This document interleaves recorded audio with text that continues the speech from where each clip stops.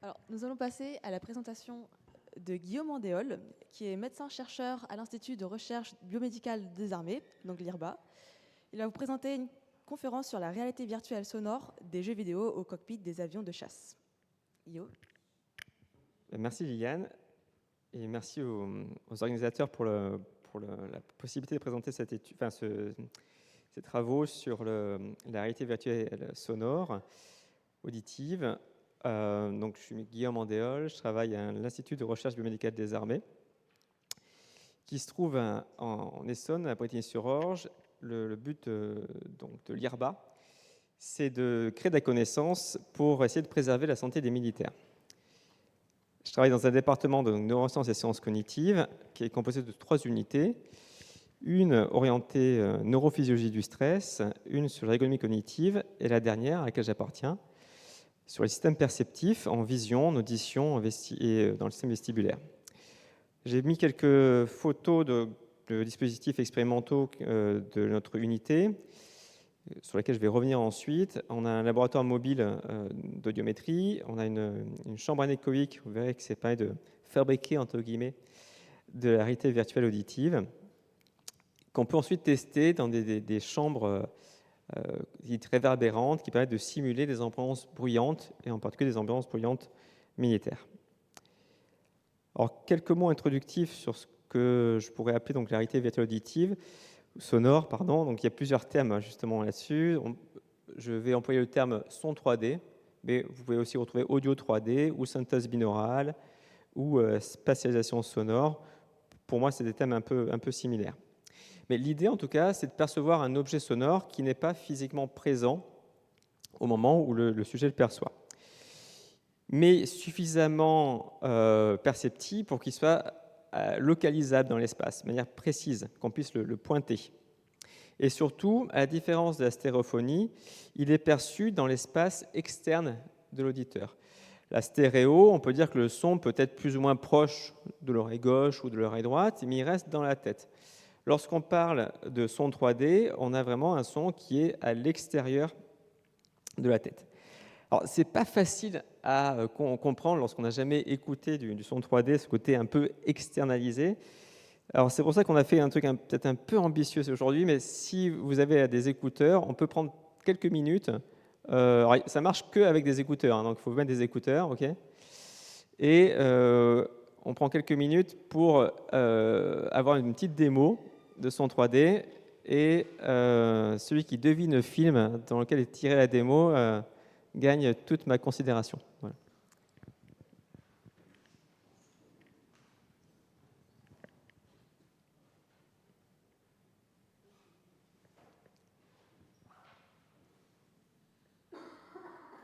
Pas de casque.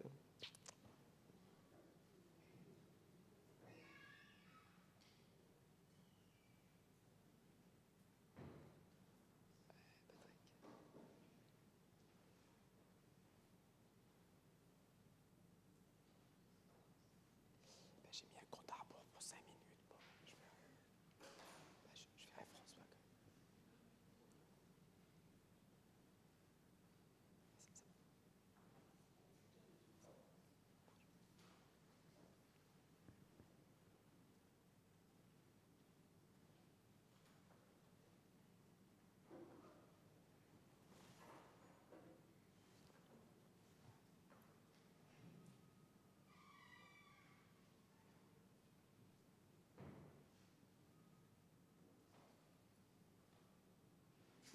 Je sais pas. Bon.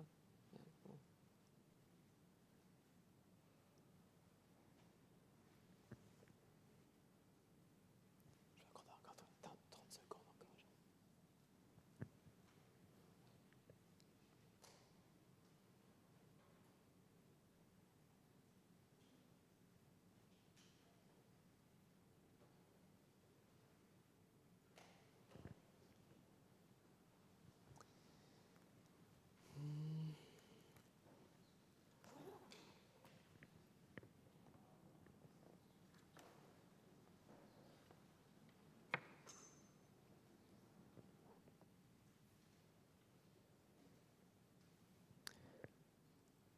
Est-ce que c'est bon? Est-ce que vous avez pu entendre la démo? Ok. Est-ce que vous avez deviné le film? Top Gun, voilà, le premier. Ok, donc ça prouve que ça a marché. Donc voilà, donc là on se représente un peu mieux ce que c'est que le son 3D, et ce côté externe, et comment éventuellement ça peut aider à mieux comprendre certaines scènes sonores, en particulier lorsque plusieurs personnes parlent en même temps. Alors maintenant, je vais aborder les aspects un peu plus théoriques sur le côté perception de l'espace sonore, en utilisant l'analogie du lac qui a été inventée par Al Bregman, qui est un chercheur connu dans la discipline. Donc là, on est au niveau du jardin des Tuileries, où donc, se trouve un bassin dans lequel naviguent des petits bateaux. Donc j'ai grossi un peu le bateau.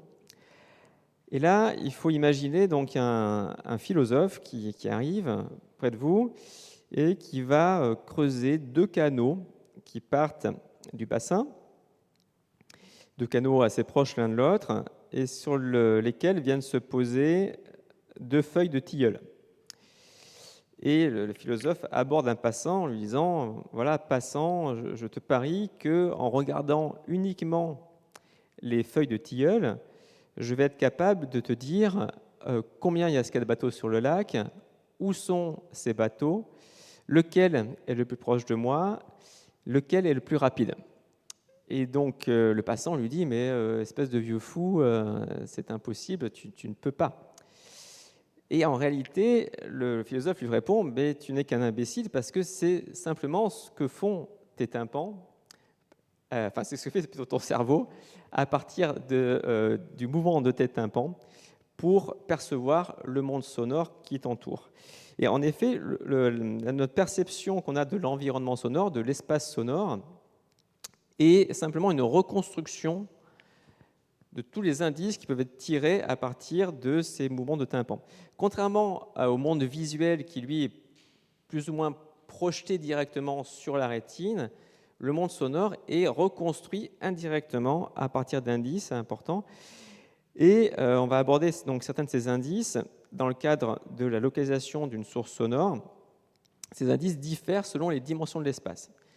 Si on s'intéresse à la dimension gauche-droite, si par exemple on a une source sonore à droite, eh bien l'onde sonore qui est produite par cette source va parvenir plus rapidement à l'oreille droite qu'à l'oreille gauche, et cette différence de temps qui est très, très fine, très petite, va être quand même interprétée par notre cerveau comme étant un écartement par rapport à la direction droit-devant. Donc direction droit-devant, je n'ai pas de différence de temps d'arrivée entre mes 2 oreilles, et dès que j'ai la source qui s'écarte, il y a une différence de temps d'arrivée en termes de microsecondes, mais qui est quand même perçue pour en déduire ensuite une excentricité ou un azimut. Donc comme on utilise ces indices un peu indirects, il est de bon ton d'avoir une certaine redondance entre les indices, et on peut utiliser également ce qu'on appelle la différence interorale d'intensité, c'est-à-dire qu'un son qui va être à droite va être perçu plus intense au niveau de l'oreille droite qu'au niveau de l'oreille gauche, du fait de l'effet un peu de diffraction imposé par le volume de la tête. Donc ça, c'est pour la dimension gauche-droite, pour l'excentricité, pour l'azimut. Pour la dimension au bas, notre cerveau va utiliser 2 types d'indices qui sont un peu plus fins. On les a déjà évoqués, parce que ce sont ceux qui sont perturbés lorsque Tiffany a parlé des moulages dans l'oreille externe, et qui sont dus en effet au relief tourmenté de notre pavillon, de notre oreille externe, et donc qui va provoquer un effet de filtre sur le signal sonore avant qu'il n'arrive au niveau du tympan. Notre oreille externe va diminuer l'intensité de certaines fréquences ou augmenter l'intensité d'autres. Et voilà ici un peu ce pattern, on ne le voit pas, mais si je fais avec le pointeur laser, cette augmentation, diminution de certaines fréquences, elle est liée à la position dans le plan vertical de la source sonore. Donc notre cerveau déduit la position des sources dans ce plan. Il a appris à le faire depuis qu'il est tout petit pour se localiser. Maintenant, pour le côté avant-arrière, d'une part, il peut continuer à utiliser les indices provoqués par l'oreille externe, mais il peut également utiliser d'autres indices qui sont plus simples. Parce que voilà, si vous imaginez une source sonore voilà, ici devant moi à droite, eh bien, si je tourne la tête, les différences entre les deux oreilles vont diminuer. Okay, si je tourne la tête comme ça, elle s'approche de 0, donc elle diminue. Si vous imaginez la même source sonore, mais de l'autre côté, le même mouvement de tête va conduire à une augmentation des différences entre les deux oreilles. Dans ce côté, est-ce que ça augmente, est-ce que ça diminue? C'est très facilement interprétable et ça permet de savoir tout bêtement si la source sonore est devant ou derrière. Donc si un jour vous n'arrivez pas à déterminer si une source sonore est devant ou derrière vous, il suffit de bouger la tête et normalement vous y arrivez. Donc une fois que vous avez construit votre espace sonore, qu'est-ce que vous pouvez en faire? On peut aller très vite en disant qu'il y a deux utilités principales. La première, c'est d'exploiter ce qu'on appelle l'effet cocktail party. Vous pouvez d'ailleurs l'expérimenter dans le hall particulièrement réverbérant au rez-de-chaussée. Lorsque vous avez plusieurs personnes qui parlent en même temps, le fait de pouvoir se focaliser sur la position d'une personne va permettre de mieux comprendre ce qu'elle dit. D'ailleurs, on n'a pas besoin de la regarder pour autant. On peut regarder quelqu'un, mais se concentrer sur la position d'une autre personne et mieux comprendre la position, cette personne-là.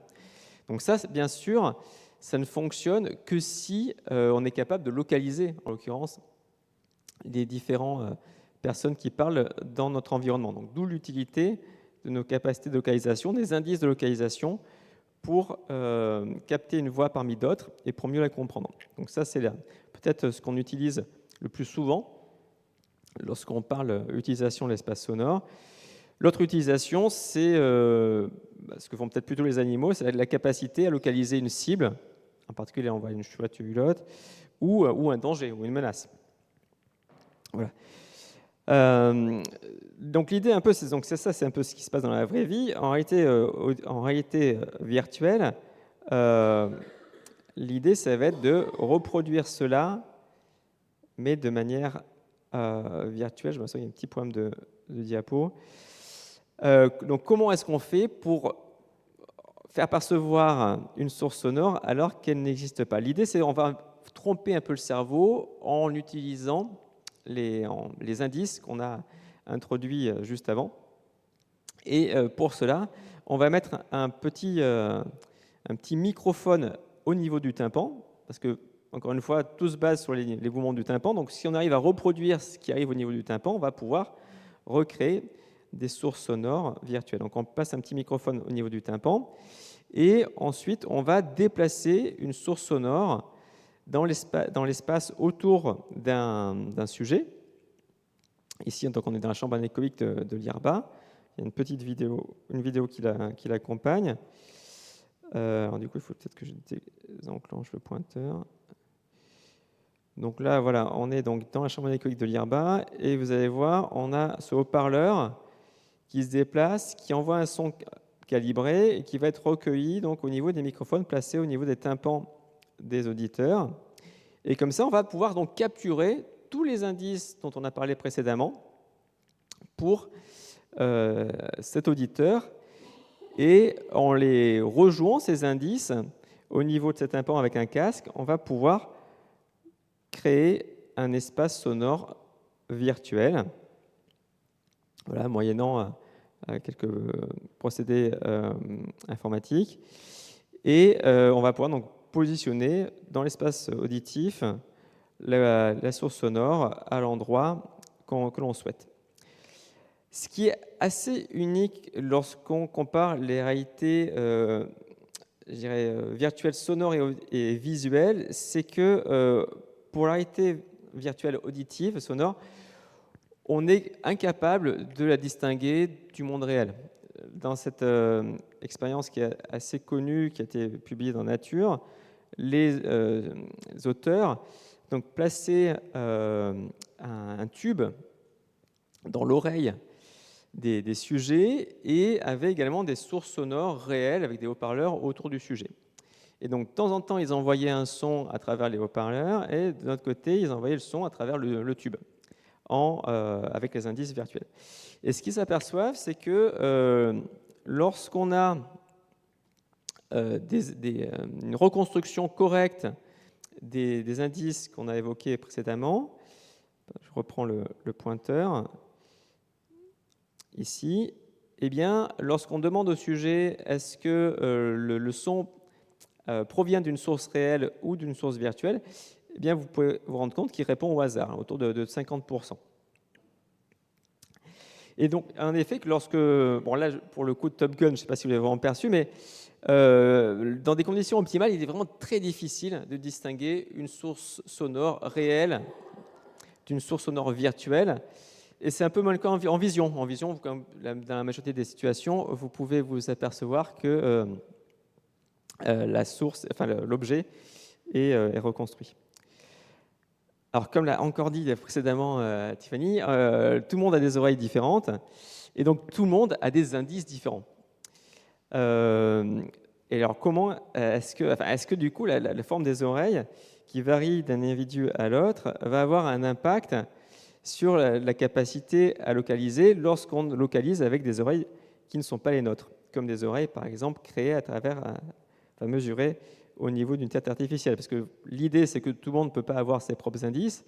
Enfin, en tout cas, c'est compliqué. Donc, si on utilise des indices, je dirais entre guillemets standards, quels sont les impacts sur l'individu? C'est ce qu'on avait essayé de déterminer lors d'un travail il y a quelques années, où on avait donc demandé à des sujets de localiser, entre guillemets, avec leurs propres oreilles, c'est-à-dire avec les indices mesurés sur eux, et versus des indices donc mesurés sur la tête artificielle. Et donc là, en noir, vous avez donc les réponses du sujet avec ses propres oreilles, en gris avec celles du mannequin.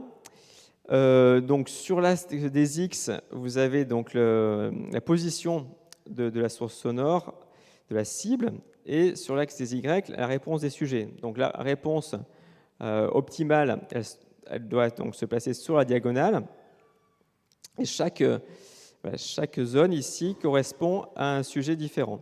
Donc en noir, ses propres oreilles, en gris, les oreilles du mannequin.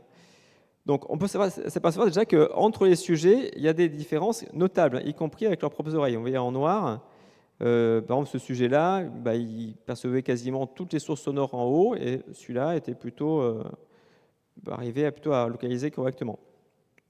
Et également des différences entre est-ce que je localise avec mes propres oreilles ou avec les oreilles de quelqu'un d'autre. Lui, en l'occurrence, c'était équivalent, même s'il n'était pas très bon. D'autres pouvaient être très bons avec leurs propres oreilles et franchement beaucoup moins bons avec les oreilles du mannequin. Et d'autres, enfin, par exemple ici, pouvaient avoir des performances quasiment équivalentes et bonnes entre les deux types d'oreilles. Mais globalement, on peut dire qu'il y a un impact relativement important lorsqu'on localise une source dans la dimension au bas, parce que justement, c'est lié aux indices fournis par les pavillons, et les pavillons diffèrent entre les sujets.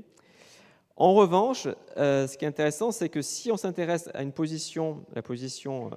dimension qui est la dimension gauche-droite, là, en revanche, les différences entre ses propres oreilles et les oreilles du mannequin sont plus ténues. Vous pouvez voir qu'entre les points gris et les points noirs, pour chaque sujet, on a des différences quand même qui sont beaucoup plus limitées que dans la dimension au bas. Donc, dans la dimension gauche-droite, lorsqu'on va créer des sources sonores qui vont être positionnées dans la dimension gauche-droite, globalement, qu'on les crée avec ses propres indices ou avec les indices du mannequin, on va avoir assez peu de différence. Quoi qu'il en soit, même diapo Tiffany, quoi qu'il en soit, on est capable quand même d'apprendre à localiser avec des indices qui ne sont pas les nôtres. Parce que justement, notre cerveau, comme ces indices sont des indices indirects, il apprend en permanence à reconstruire l'espace auditif, et si on perturbe ces indices en plaçant un petit moulage dans la conque des sujets, eh bien, au fur et à mesure que les semaines passent, on peut réapprendre à reconstruire un espace auditif. Alors là, pour le coup, Tiffany ne l'a pas présenté. Là, vous pouvez voir, ce sont les mêmes personnes, c'est un travail artistique. les mêmes personnes pris donc à deux âges un peu extrêmes de leur vie, et même si ça n'a rien à voir avec ce pourquoi est-ce que ces portraits ont été réalisés, si vous vous concentrez sur les oreilles, vous pouvez voir que la taille des oreilles, pour la plupart des gens, varie de manière relativement importante entre leur jeunesse et ils sont un peu moins jeunes.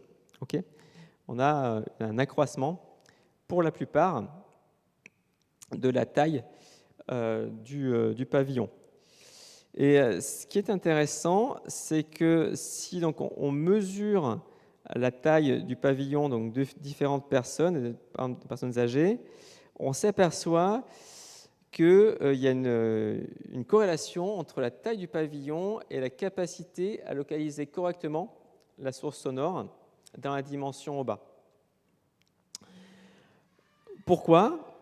Parce que vous savez également que lorsqu'on prend de l'âge, on perd la capacité à discriminer les hautes fréquences, les fréquences aiguës. Vous connaissez peut-être l'histoire des bancs anti-jeunes. Donc c'est des bancs voilà, où on émet des fréquences très aiguës. Les personnes âgées ne l'aperçoivent pas, les jeunes l'aperçoivent, donc ils s'en vont. Et comme ça, les personnes âgées peuvent garder leur banc. Et donc, je vous ai dit également que ces indices spectraux, ils étaient au niveau des hautes fréquences. Donc, lorsqu'on vieillit, on perd la capacité à utiliser les hautes fréquences. Donc, on pourrait perdre la capacité également à utiliser les indices spectraux, donc à moins bien localiser dans la dimension au bas. Sauf que si on a les oreilles qui grandissent, et donc elles vont interagir avec des longueurs d'onde qui sont également plus grandes, et donc avec des fréquences plus basses. Donc, une espèce de transposition fréquentielle, en quelque sorte, vers les fréquences plus basses, et donc on va retrouver ces indices qu'on aurait perdus si on avait les oreilles qui étaient restées à la même taille. Tout ça pour dire que, et ça c'est parfaitement inconscient, enfin je pense que la plupart des gens ne s'aperçoivent pas que et leurs oreilles grandissent et les indices qu'ils perçoivent sont dans les fréquences plus basses, donc c'est parce que le cerveau apprend comme ça à se recalibrer en permanence tout au fil de la vie. Donc j'en ai fini pour la partie un peu théorique autour de la localisation auditive et de la réalité virtuelle auditive, et maintenant je vais passer aux applications. Pour rester dans le grand âge, une des applications concerne le guidage, navigation. L'idée, c'était de pouvoir proposer, c'est un projet ANR avec l'hôpital de Broca, le service de gériatrie, une entreprise qui crée des dispositifs pour localiser les objets dans l'espace. Et nous, donc on voit le professeur Anne-Sophie Rigaud qui dirige ce service. Et donc l'idée, c'est qu'on cherchait à guider les patients déficitaires cognitifs vers des objets qu'ils avaient perdus dans leur quotidien. C'est une des plaintes de ces personnes, via des casques qui étaient des casques osseux, placés donc sur la tête des sujets. Et donc pour pouvoir limiter, donc une des premières plaintes chez les gens qui ont des problèmes cognitifs, c'est le fait de perdre des objets. Donc le système, avec des puces RFID, localisait l'objet dans leur environnement, et ensuite on les guidait à travers un son spatialisé avec le processus un peu comme la fléclochette. Donc vous entendez une petite fléclochette qui est dans votre espace, et vous devez aller chercher la fléclochette. Et donc la fléclochette vous guidez vers l'objet que vous avez perdu chez vous, et ça marchait relativement bien. Donc là ici c'est Pierre Bourson qui est le dirigeant de la société qui fabrique ce système de localisation d'objets dans l'espace avec des petits systèmes RFID. Et voilà. Et donc là j'ai essayé d'expliquer comment ça fonctionnait. Notre hypothèse était que dans les problèmes cognitifs, type Alzheimer, typiquement, le système auditif est quand même relativement bien conservé, contrairement au système visuel. Et donc, on pouvait tirer parti de ça pour aider les patients à localiser donc, les objets dans l'espace. L'idée, c'est ensuite, on faisait un peu de pub en disant qu'on utilisait la même technologie ensuite pour guider les militaires en environnement opérationnel. Seconde application de guidage avec du son 3D, donc avec le guidage de sportifs non-voyants. Donc, ce dispositif de guidage élaboré par l'équipe de l'école polytechnique dont François Louge, ici dans la salle, dirigeait. Et donc, dans ce cas-là, donc, on avait donc le sportif dans un gymnase avec un dispositif qui permet donc de géolocaliser et de lui indiquer également avec cette idée de la fléclochette, une trajectoire à suivre en patin à roulette à l'intérieur d'un gymnase pour qu'il puisse s'exercer. Je vais vous montrer la vidéo. Voilà, donc on peut voir le sujet qui suit donc une trajectoire en ellipse et qui est donc parfaitement capable de suivre cette trajectoire sans voir le contour du gymnase.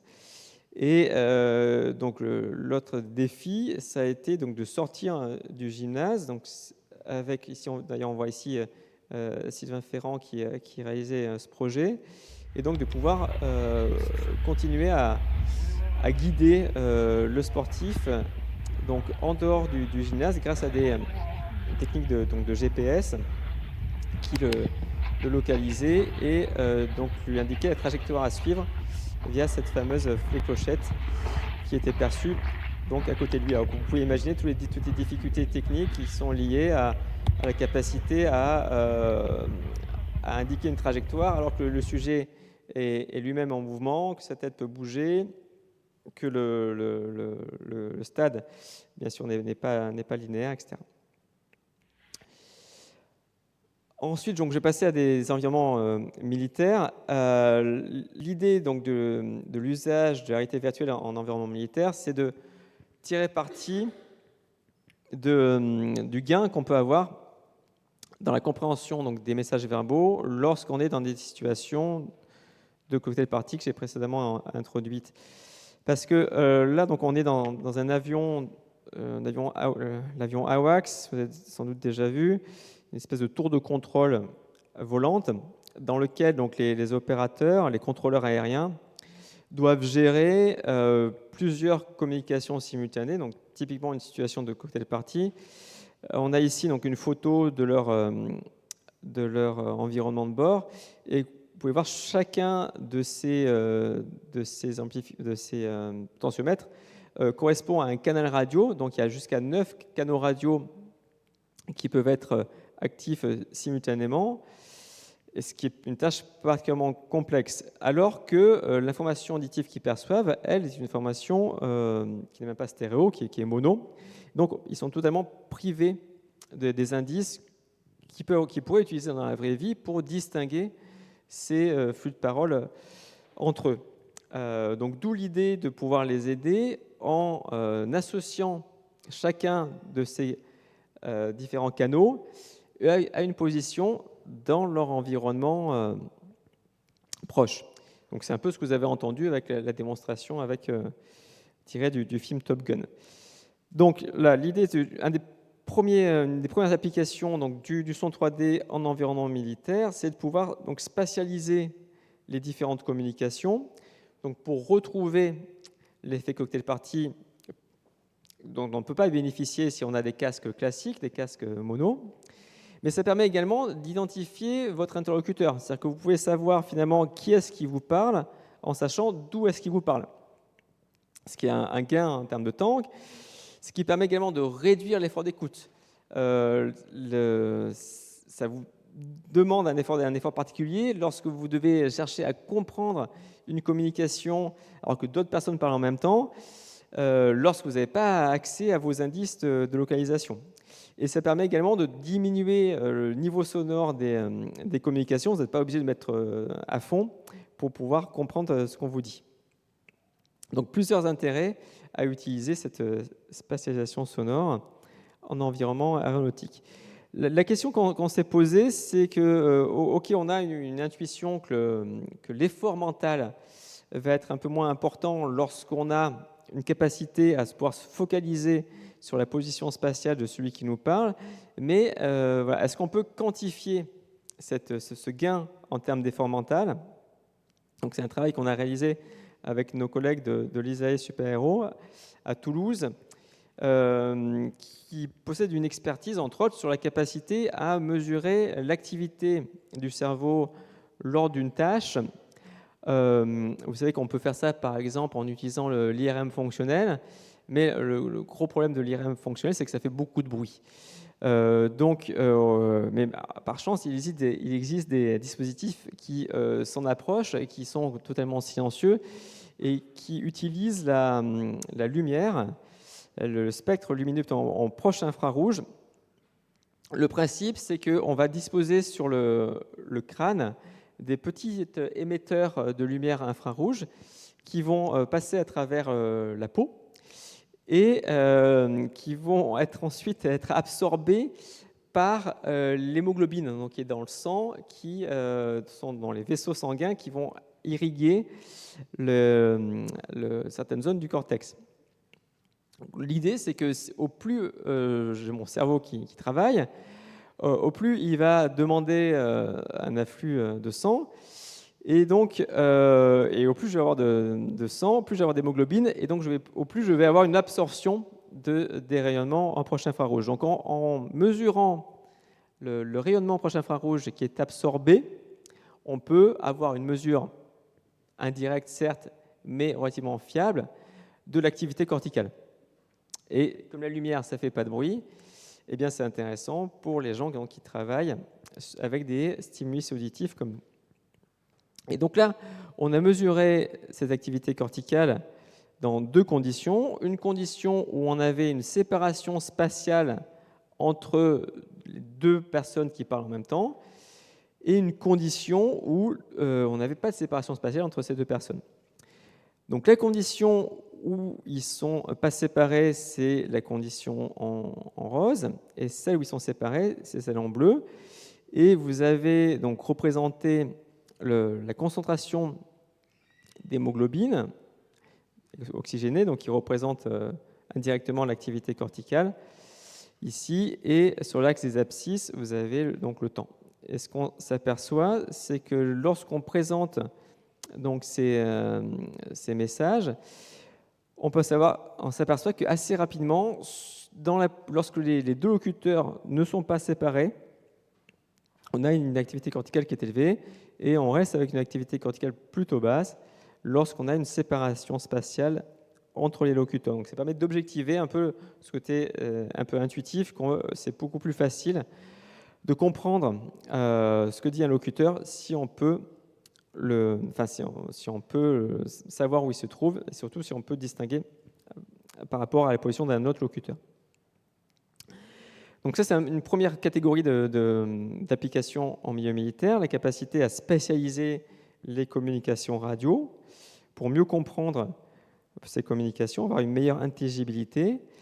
Une autre application qui est aussi largement utilisable, c'est la capacité à percevoir des dangers, donc à spatialiser des alarmes ou des alertes. Là, on a un schéma d'un pilote qui va percevoir l'alarme donc d'un missile qui vient vers lui dans la direction où se trouve donc ce missile qui approche. Donc, ce qui va lui permettre de faire un mouvement de tête pour aller localiser visuellement la menace et donc réaliser une manœuvre qui va lui permettre de l'éviter. Lorsqu'on mesure le temps de réaction dans des conditions où donc l'alarme est spatialisée ou elle n'est pas spatialisée, on observe, et on peut le comprendre assez facilement, un gain de réaction, un gain de temps de réaction assez massif, quelquefois qui peut être divisé par 2 lorsque l'alarme est spatialisée. Ce qui permet également de réduire l'effort mental du sujet dans ce type de conditions. Et j'ai indiqué également que ça permettait de prévenir les lésions auditives parce qu'on n'a pas besoin de présenter des armes à très fort niveau pour qu'elles soient correctement perçues si on peut les spatialiser. Donc, au-delà de pouvoir juste indiquer, je dirais, la position de la source sonore, la position du danger, l'étape d'après, c'est de pouvoir modifier le son en lui-même pour lui donner un sens, pour pouvoir le sonifier ces alertes. Donc là, par exemple, dans ce travail réalisé par notre collègue, donc le docteur Martin Godefroy Cooper de la NASA, elle avait un dispositif donc de signalement dans un hélicoptère de combat de danger d'obstacles au sol. Et lorsqu'un hélicoptère donc rentrait dans un canyon, et la proximité donc de la paroi du canyon était indiquée en fonction donc de l'azimut, était spatialisée grâce à une alarme. Mais en plus, l'altitude du danger, elle était rendue à travers la fréquence du stimulus, avec des sons plutôt basse fréquence pour les altitudes de danger plutôt bas et des sons plutôt haute fréquence pour des altitudes de danger plutôt haut. Donc on a une espèce de double indication, à la fois la position spatiale de la source sonore pour la direction du danger et à la fois le contenu pour l'altitude de danger. Si on va encore un peu plus loin, toujours avec les travaux du docteur Godefroy à la NASA, l'idée donc de la réalité virtuelle auditive, c'est de pouvoir créer un paysage sonore dans lequel on va pouvoir se retrouver. Donc, dans ce travail qui consistait à guider des personnes en territoire martien, donc on a un astronaute, en l'occurrence on avait un rover, donc le rover Spirit ici, là. Pardon, j'ai plus le pointeur. Le rover Spirit que l'astronaute donc pouvait diriger sur le sol de la NASA. C'est pas hyper facile de se retrouver sur le sol de Mars, parce que si on veut caricaturer, c'est rouge partout. Il n'y a pas vraiment d'objet visuel à utiliser pour se repérer.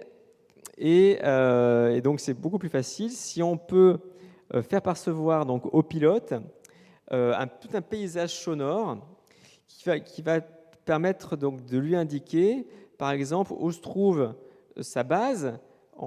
C'est un bruit de fontaine, donc il perçoit un bruit de fontaine dans l'espace qui est assez éloigné, dans la direction où se trouve sa base, et on va lui indiquer d'autres objets comme ça dans son paysage en lui présentant des icônes sonores, donc des sons qui lui permettent d'identifier un objet. Donc, par exemple, un autre astronaute avec ici donc des sons de talons qui marchent sur une surface métallique.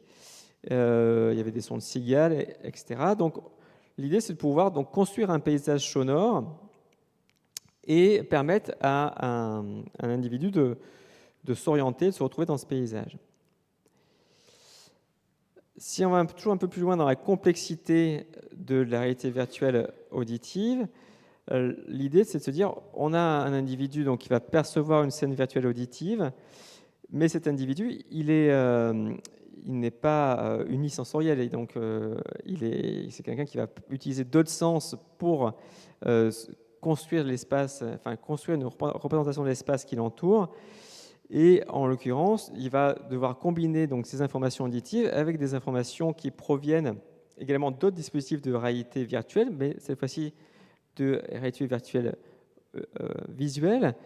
Donc là, on a ce pilote d'hélicoptère qui peut disposer donc de réalité virtuelle auditive à travers son casque, mais également d'un visuel de casque qui va lui présenter des objets de la scène visuelle.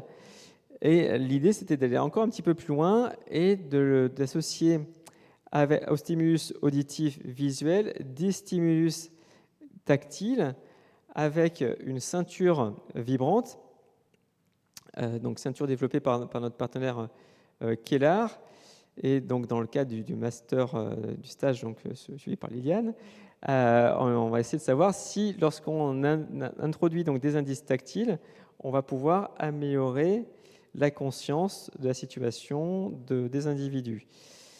Donc, ces travaux sont inspirés toujours de ceux du docteur Godefroy Cooper, qui a utilisé donc ce triple dispositif auditif, visuel, tactile pour améliorer la conscience de la situation donc de pilotes d'hélicoptères américains. On voit donc c'est avec ce type d'hélicoptère, l'hélicoptère Black Hawk, là, c'est celui de la chute du Faucon Noir. Si vous avez vu le film, c'est cet hélico-là.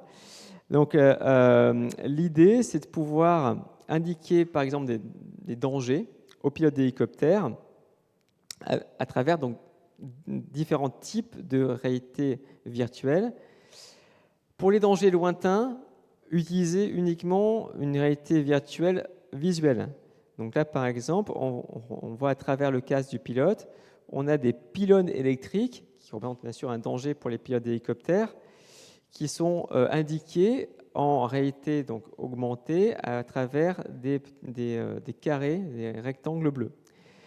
Lorsque le pilote va se rapprocher de ces pylônes électriques, vont s'ajouter aux indications donc de rectangles bleus également une indication auditive qui bien sûr va être spatialisée dans la direction du danger. Donc là, on est dans l'espace jaune ici. Et si le pilote se rapproche encore plus proche des pylônes, va se rajouter une troisième modalité qui va être la modalité tactile. Donc il va sentir à travers sa ceinture et dans la direction de la vibration où se trouve le danger, une simulation tactile.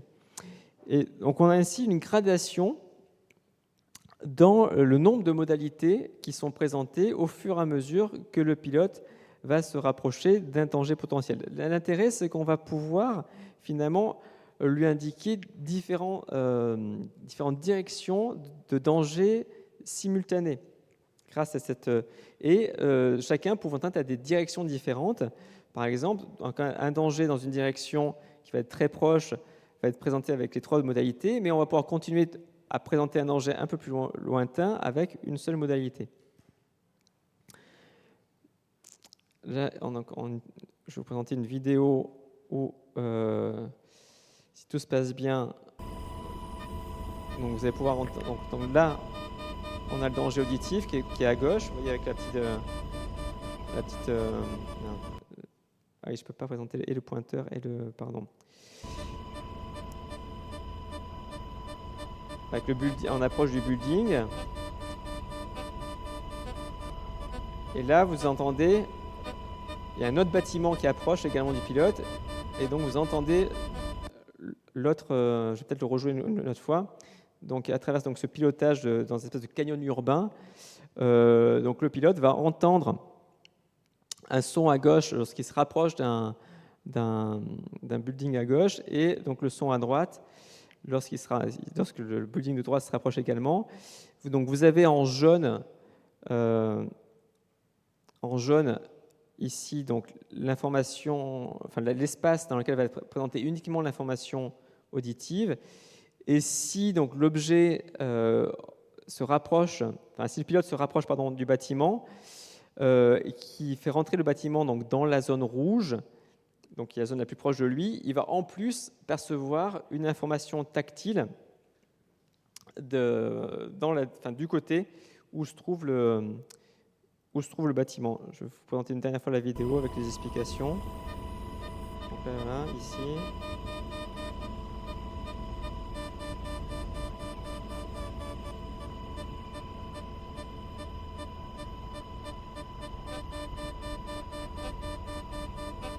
Et un peu à droite là-bas.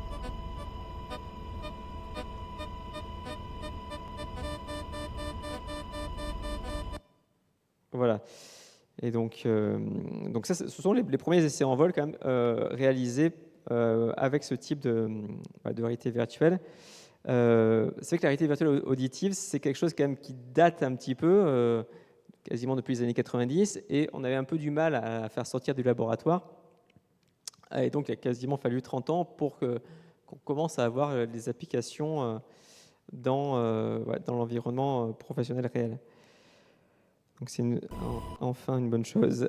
Donc, en conclusion, je dirais que la réalité virtuelle auditive, Donc, vous avez vu que ça permet de restaurer un espace auditif à, par exemple, à un militaire qui en est privé du fait de l'utilisation d'un casque classique. Donc, on va pouvoir améliorer sa capacité à comprendre les communications radio, sa capacité à gérer différents types d'alarmes. Ça peut être également utilisé en termes d'aide à la navigation, en usage de réalité augmentée. Et enfin, ça peut faire partie d'un tout multisensoriel pour faciliter donc, la perception de l'espace, la cognition de l'espace à un opérateur de systèmes complexes comme sont les hélicoptères de combat. Voilà, je vous remercie de votre attention et je pourrais répondre aux questions s'il y en a.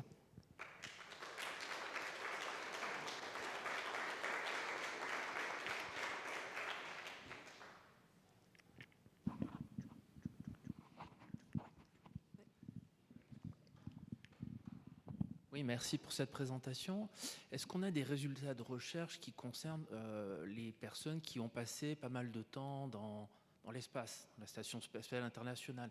Est-ce que ce système a été mesuré à leur retour? Est-ce qu'il y a eu des divergences Non, alors justement, pour avoir écouté une conférence de la médecin de Thomas Pesquet, d'un autre spationaute allemand, je crois, les bilans auditifs, finalement, sont vraiment simplissimes entre le départ et le retour de la mission.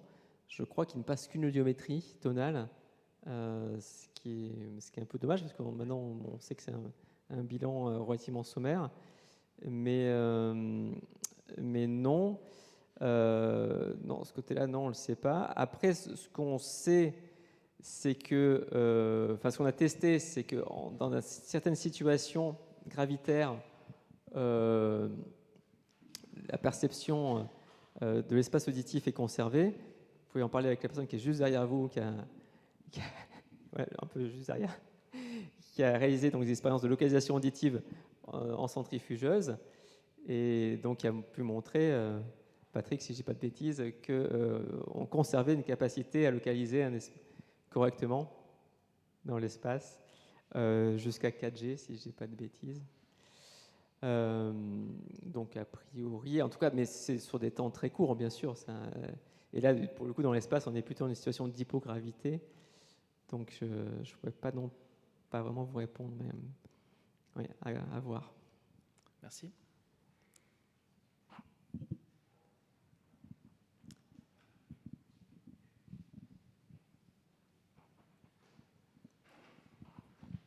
Merci.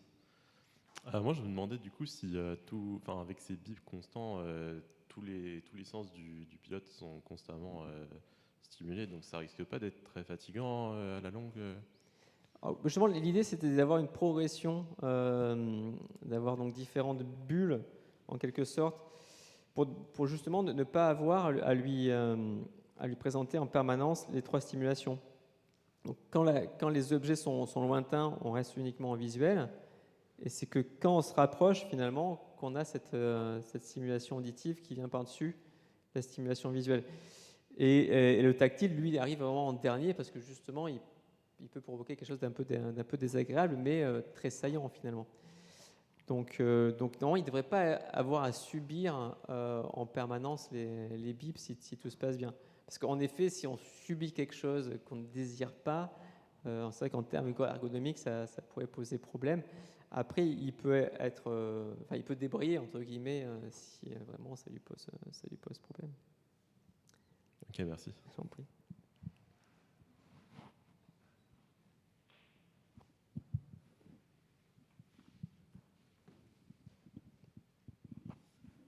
Toute petite question.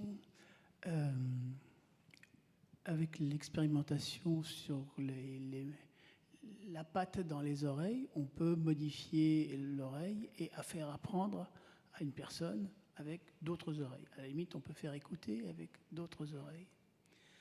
La question que je me pose, c'est si dans la vie habituelle, on porte quelque chose, alors, que ce soit un foulard, un voile, un turban, pour les sikhs, par exemple, est-ce que et qui couvre les oreilles, est-ce que ces personnes ont une modification ou bien ils l'ont depuis tellement longtemps qu'ils sont habitués et que, après tout, ils ont une vie normale tête nue, et dès qu'ils mettent leur truc, eh ben, ils ont une autre cartographie qui fait qu'ils écoutent, ils entendent, ils localisent sans problème. Mais ça, on l'a jamais testé, je crois. Si, je dirais oui pour 2 raisons. La première, c'est que justement dans l'expérimentation Princeps de l'équipe de Van Opstal, les auditeurs avaient conservé construisaient une carte audio spatiale liée à une nouvelle carte liée à la modification de leur oreille externe. Mais lorsque le moulage était retiré, ils avaient conservé leur ancienne. Et lorsque le moulage, alors ça c'est pas Van Opstal qui l'a fait, mais c'est une autre équipe, lorsque le moulage était remis, ils avaient leur capacité de localisation avec moulage. Et en plus, comme le disait Stéphanie, on peut avoir des temps très courts finalement d'adaptation de l'ordre de la dizaine de minutes. Je dirais que ça me paraît pas fou qu'on puisse comme ça switcher avec un turban. Au détail près que là, on leur demande de localiser une source. Dans la vraie vie, on agit. Ah non, on ne leur demande pas. Chez Van Opstal, ils ne leur demandent pas. Ils interagissent avec leur environnement sans tâche. Ah bah, alors dans ces cas-là, très bien. C'était pour ça d'ailleurs que ça prend 2 semaines pour se recalibrer. Mais oui, c'est sans tâche. Ouais.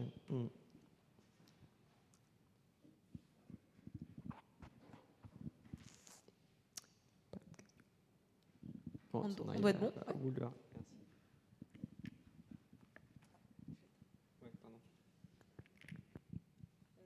Encore merci Guillaume pour cette présentation. On peut le remercier à nouveau.